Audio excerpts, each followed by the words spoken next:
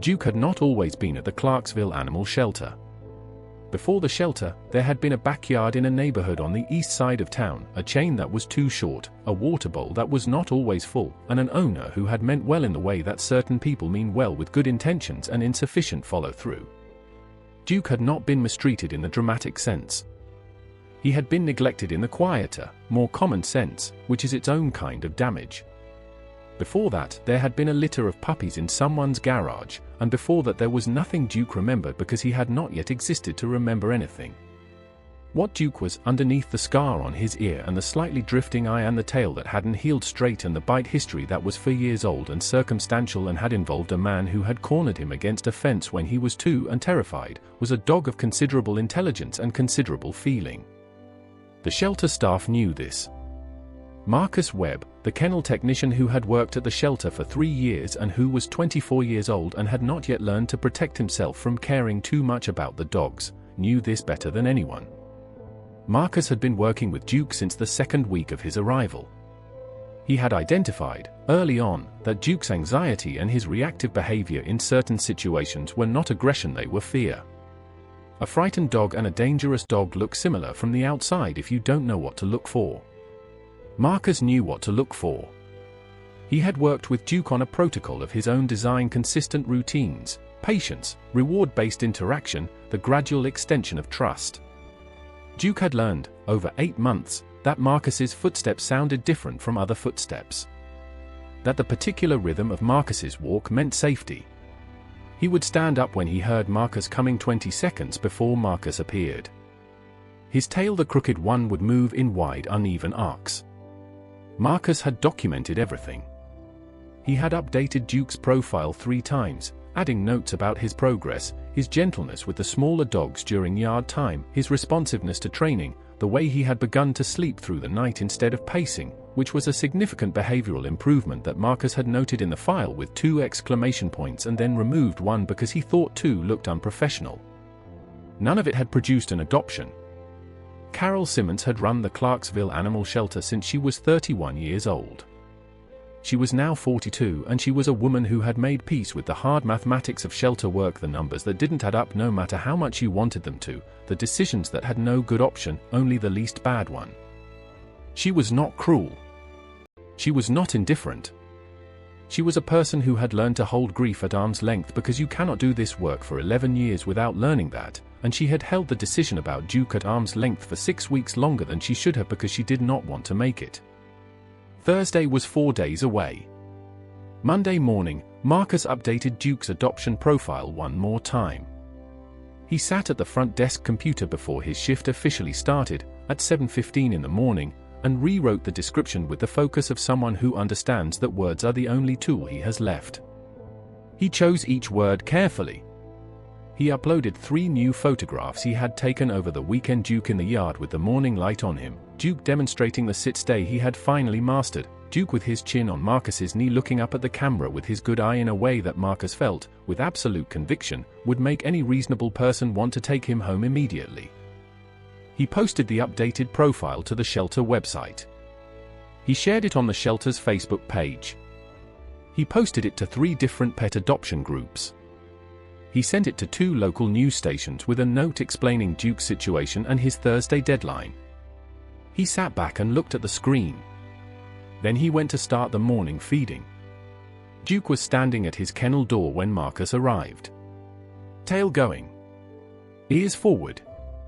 The specific posture of a dog who has been waiting for a particular person and is expressing, without any ambiguity, that the waiting was worth it. "Morning, buddy," Marcus said.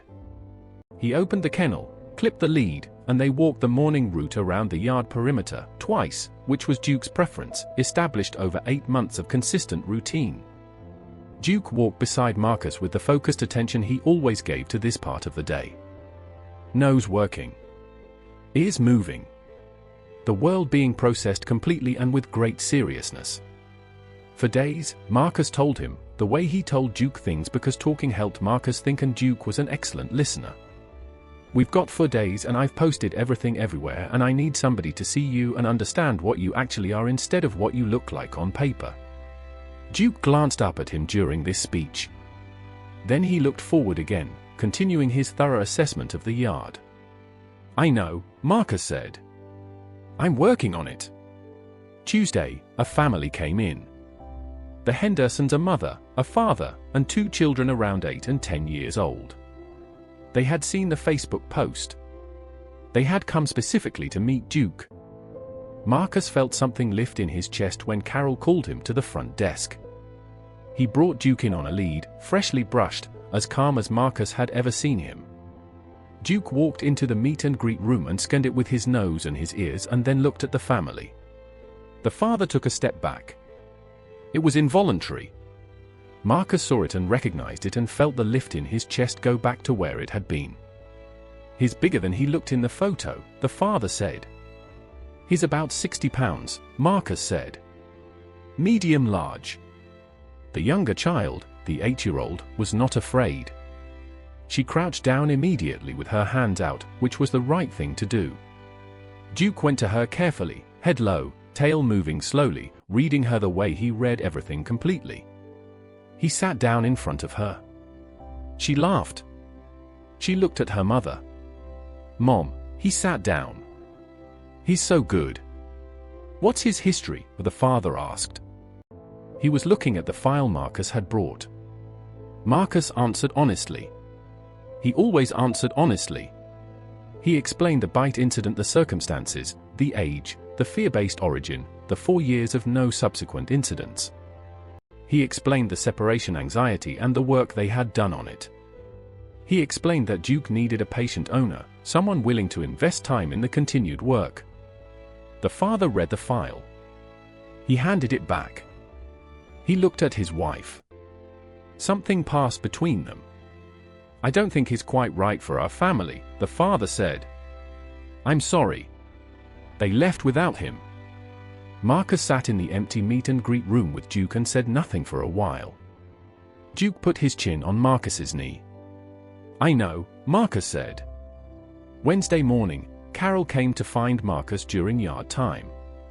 She stood at the fence watching Duke do his yard perimeter circuit twice, always twice, and she had the look she wore when she was carrying something she didn't want to put down. "I want to give him more time," she said. "I want to." "You know I do." "The transport is Friday," Marcus said. "Yes." "And if he's not adopted by Thursday?" "Yes." They stood at the fence watching Duke complete his second circuit and arrive back at the gate where he sat and looked at them both with his slightly drifted eye and his crooked tail and his scarred ear. Marcus looked at Carol. "What if I take him?" he said. "What if I foster him? That buys more time. He stays out of the count, I work with him at home, we keep the profile up." "Marcus, you live in a studio apartment. It's a big studio. You have a cat. Oscar would adjust." Carol looked at him. Then she looked at Duke. "You'd be taking a dog with a bite history and separation anxiety into a studio apartment with a cat. I'd be saving his life for another few weeks while we find him a real home," Marcus said.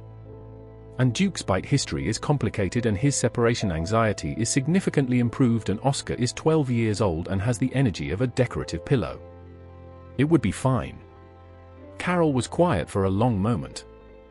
"Thursday morning," she said. "If nobody has applied by Thursday morning, you can take him as a foster." "But Marcus?" "I know. This isn't a permanent solution." "I know." He looked at Duke. "But Thursday is 4 days from Thursday." Carol shook her head in the way of a woman who has been outmaneuvered by someone she was rooting for. "Thursday morning," she said. "Not a minute before. We follow the process." She walked back to the office. Duke watched her go. Then he looked at Marcus. Marcus looked back. "We've got until Thursday morning," he said. "Let's see what happens." Wednesday night, Marcus sat in his car in the shelter parking lot after his shift and looked at his phone. The Facebook post had 412 shares. The adoption groups had generated comments sympathetic, sad, a lot of heart emojis. 3 people had asked questions in the comments and then gone quiet when Marcus answered. One person had said they wished they could take him, but their landlord didn't allow dogs over 40 pounds. One person had said he reminded them of their dog who had passed away last year. One person had said she was going to share it to her neighborhood group. No applications. He looked at the shelter building.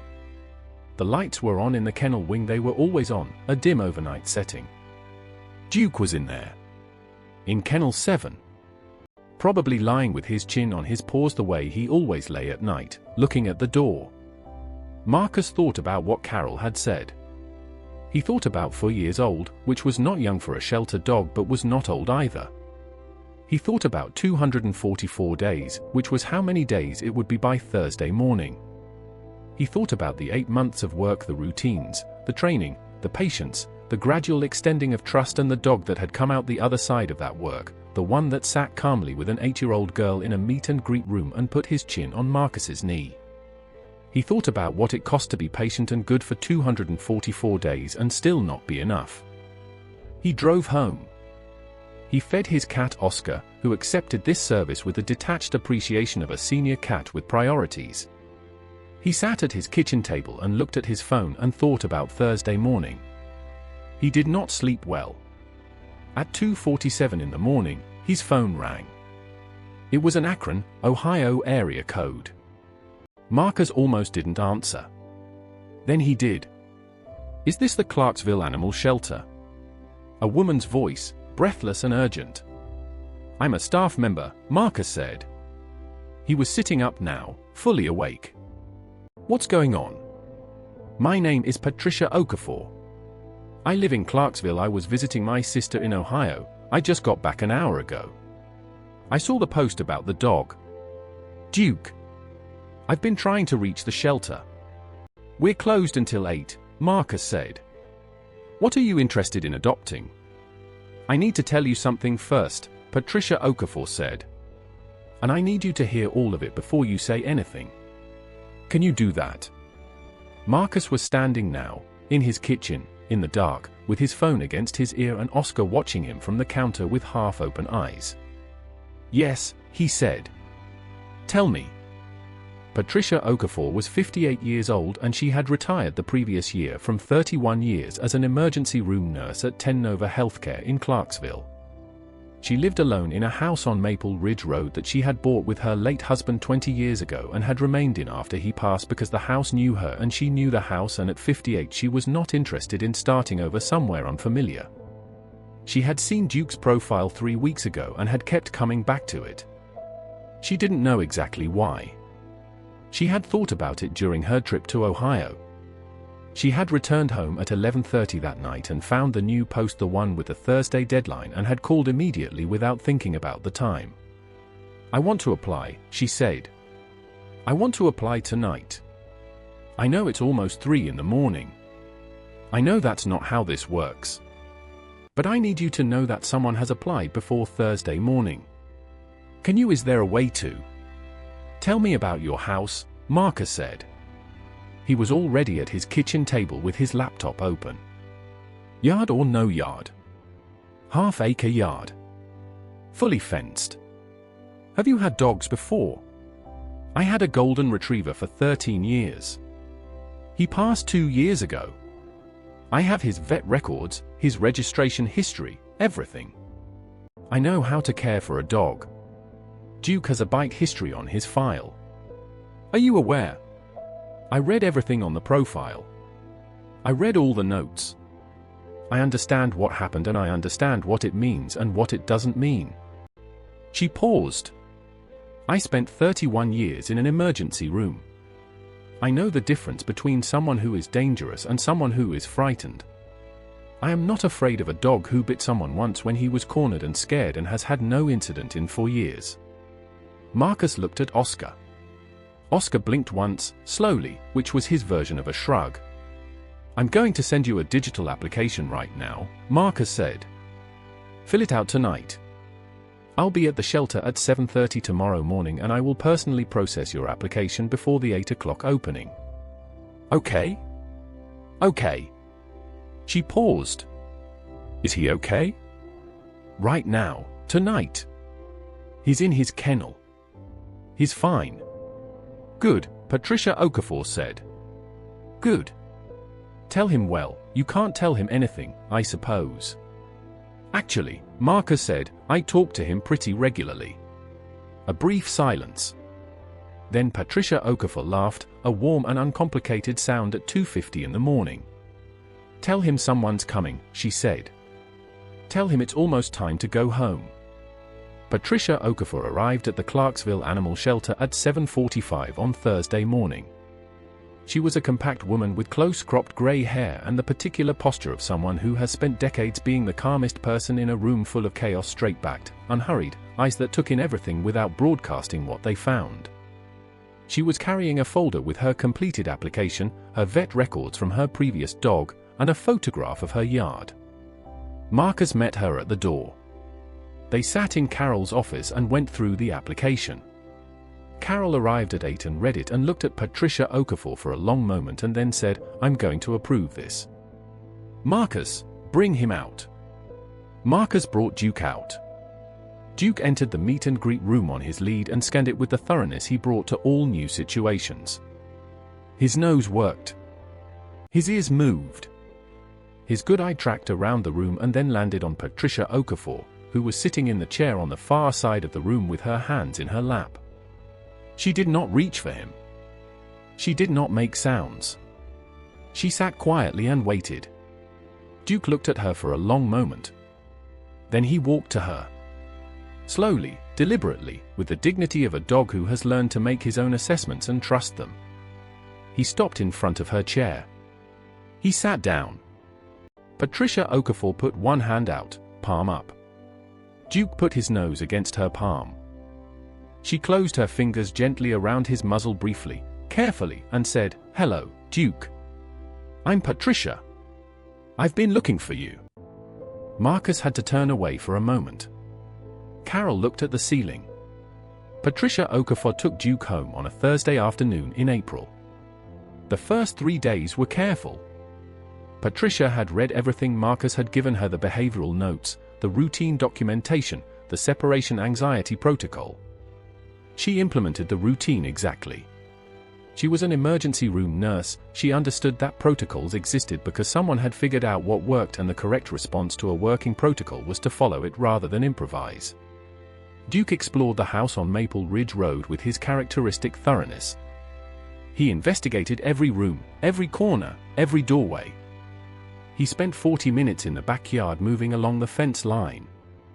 He found the spot in the living room, near the window that faced the front yard, where the afternoon light came in at an angle, and he lay down in it and looked at Patricia with his slightly drifted eye.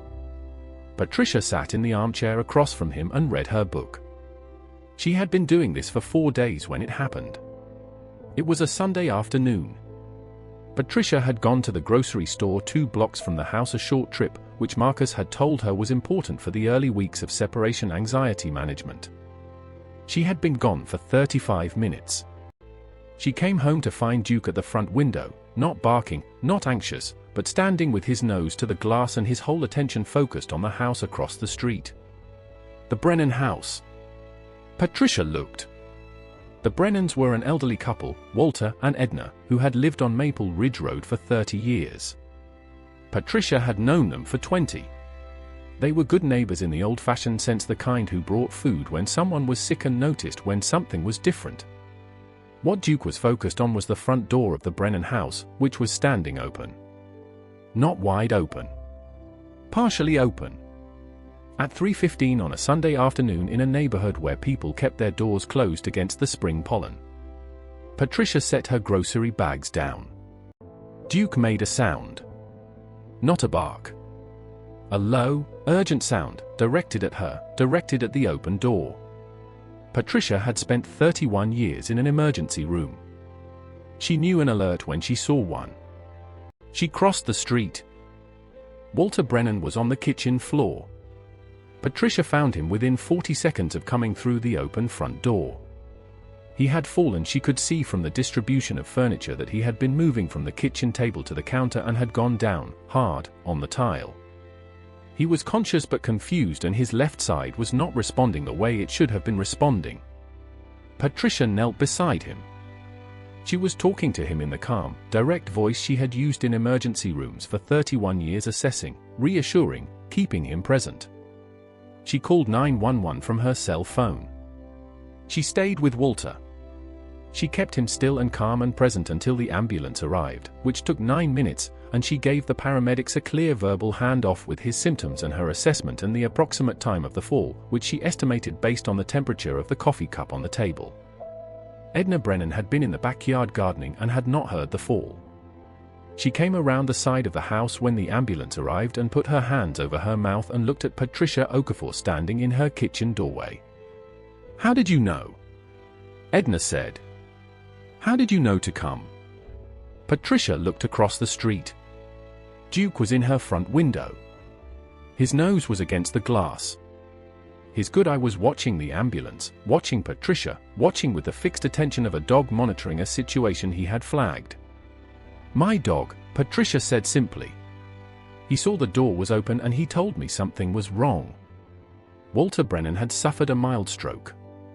Because of the speed of the response, because Patricia had found him within what the attending physician at 10 Nova estimated was 15 to 20 minutes of the event, the intervention was early enough to significantly affect the outcome. Walter spent 4 days in the hospital and came home with a recovery plan and a prognosis that his doctors described as considerably better than it would have been if he had been found later. The Clarksville Leaf Chronicle ran a story the following Wednesday. The headline was, "Shelter Dog, Adopted Just Days Before Euthanasia, Credited with Alerting Owner to Neighbor's Stroke." The story had Duke's photograph, the one Marcus had taken with the morning light on him, and Patricia Okafor's name and the shelter's information and the details of what had happened on that Sunday afternoon. The story was picked up by the Nashville Tennessean on Thursday. By Friday it was on 3 national news aggregators.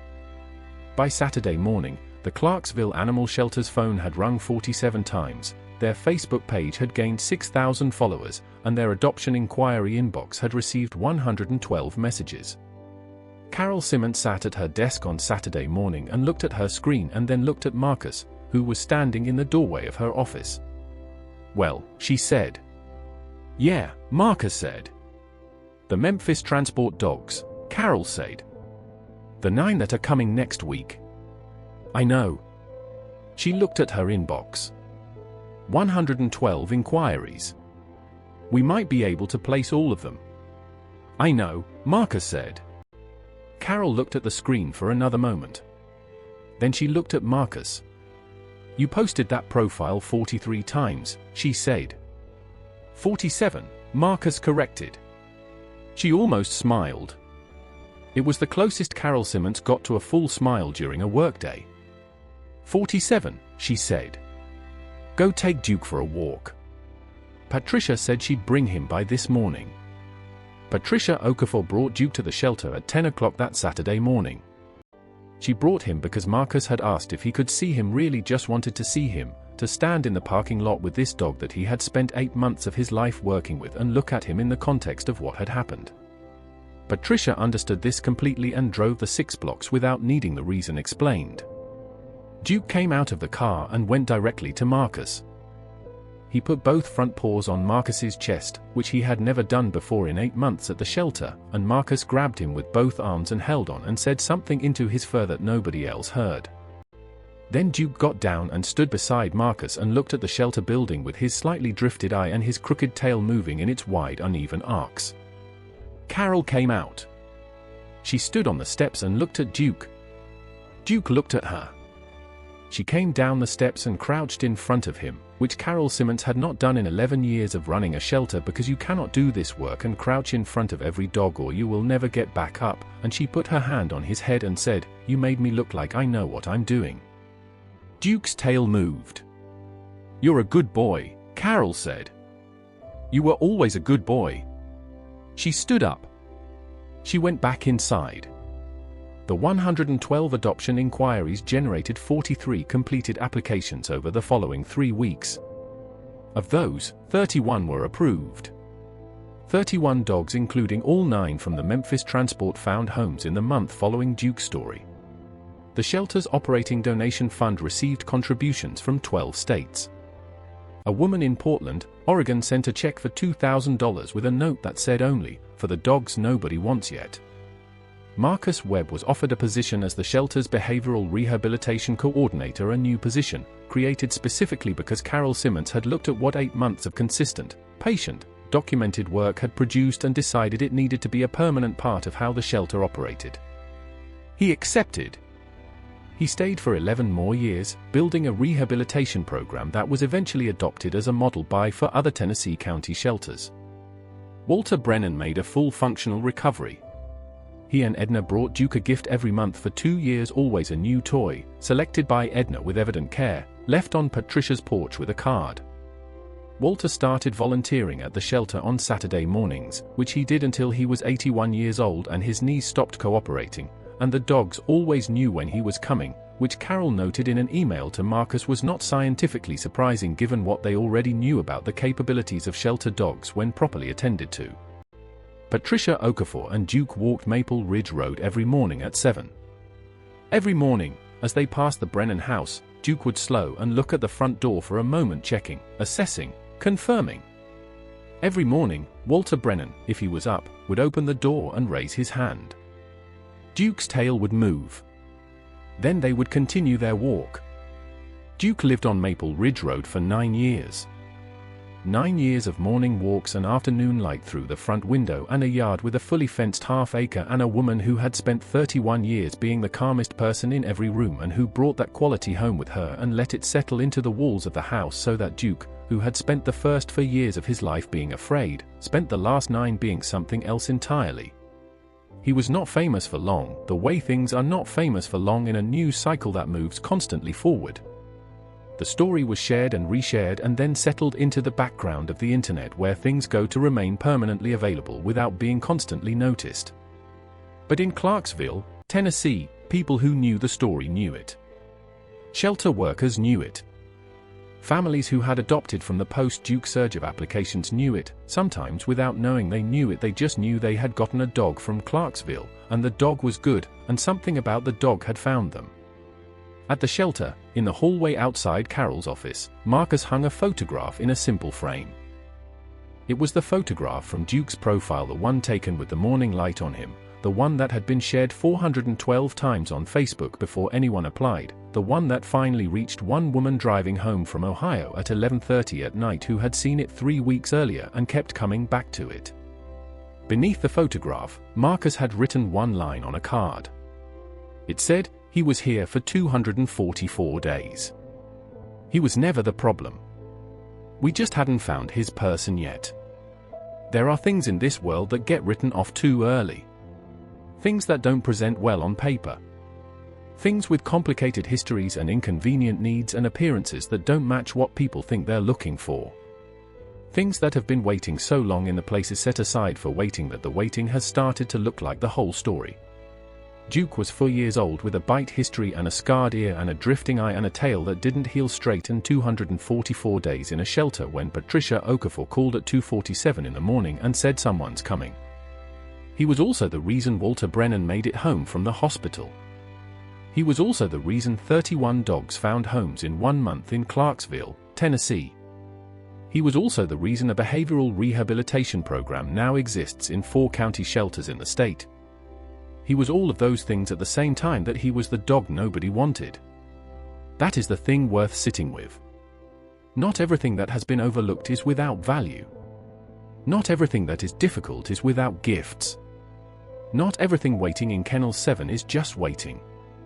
Some things are waiting to become exactly what they were always meant to be. You just have to be willing to show up at 2:47 in the morning and say, "I'm coming." Hold on. If nobody else will, be the one who shows up. If Duke's story moved you, if it made you think about the overlooked things in your life or the animals waiting in shelters right now, share this with someone who needs to hear it. Subscribe to Tale Vera for more stories about extraordinary lives, unexpected heroes, and the quiet miracles that happen when people pay attention. And leave a comment below. Have you ever adopted a shelter animal that surprised you? Or is there a Duke in a shelter near you right now who needs their person to show up? Tell us. We're listening.